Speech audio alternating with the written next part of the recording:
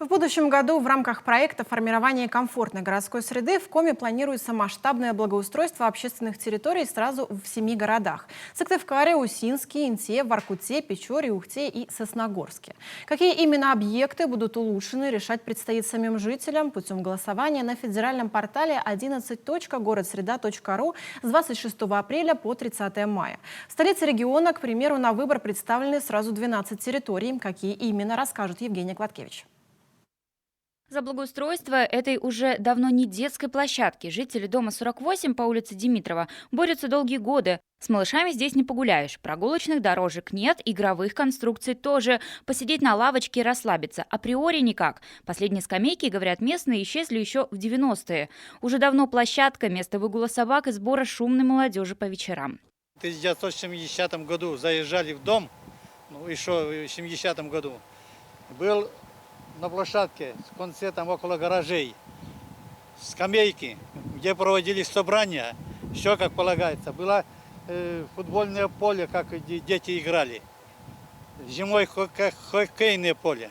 В перечень голосования за объекты благоустройства в рамках проекта территория была включена чуть ли не самой первой. Обращение с просьбой ее благоустройства жители окрестных домов посылают в мэрию с 2016 года. В планах администрации обустроить здесь рекреационную зону со скамейками, прогулочными дорожками и детской площадкой. Подобным образом, в случае победы в голосовании будет обустроена и площадка напротив Свято-Стефановского собора. Этот пока еще пустырь, ежедневно наполнен людьми. Гуляют здесь как дети, так и взрослые. Поменять асфальтовое покрытие, установить освещение, оборудовать зону отдыха. Задача минимум.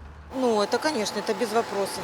Всегда скамейки тем более нужны, чтобы пожилым людям посидеть и мамочкам с колясочками. Вообще это должно быть и без голосования благоустройства. И здесь не должно быть стоянки машины, эти стоят, безобразие. Потому что здесь зона для отдыха. В голосовании Сыктывкара 12 территорий, большее число из которых – пешеходные зоны. В сердце столицы для благоустройства предложены тротуары по улице Коммунистической. Впрочем, особый дискомфорт испытывают жители и гости столицы, проходя по улице Димитрова. На участке от Старовского до Морозова разбит асфальт и множество ям. Особенно сложно преодолевать их мамам с колясками. Очень много жалоб приходит именно на пешеходные зоны. Они у нас все уже разбиты. Более того, те зоны, которые вынесены на голосование, они проходят рядом с социальными объектами, такими как школа. И это центральные улицы наши. Проблема с прогулочными территориями остро стоит и в Эжвинском районе. Несколько здешних улиц также предложено на голосование за благоустройство территорий в следующем году. Одна из них – улица Комарова. Тротуар, предназначенный для пешеходов, ежегодно с таянием снега подмывает. Галина Шулепова, местная жительница, проходит тут ежедневно. Признается, пешеходную зону нужно не просто облагородить, обезопасить, поставить дополнительное ограждение, избавиться от ям. Ведь по тротуарам то и дело проходят дети. Рядом школа и детские сады. Пешеходные дорожки можно было бы продлить здесь.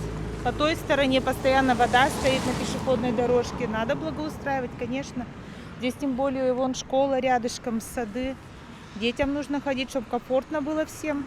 Кроме улицы Комарова, в Эжвинском районе на благоустройство предложены пешеходные зоны по улицам Мира, Славы и на одном из участков главной магистрали проспекта Бумажников. Как отмечают в мэрии, благоустройство пешеходных зон – это в первую очередь создание комфорта. Бывать на свежем воздухе любит каждый. И лучше всего делать это с удовольствием, в приятной обстановке. Голосование этого года, оно подразумевает сколько не победителей, а, скажем так, 10 объектов, которые будут предложены на благоустройство в следующем году. Но граждане могут проголосовать за один объект только. Поэтому важен каждый голос. Голосование за объекты благоустройства пройдет с 26 апреля по 30 мая на федеральном портале городсреда.ру. Участие принимают все регионы. От Коми представлено 7 городов. Поучаствовать в преображении республики может каждый житель старше 14 лет. Евгения Гладкевич, Вячеслав Беспалов, Дмитрий Булаев, Алексей Паршуков, телеканал Юрган, Сыктывкар.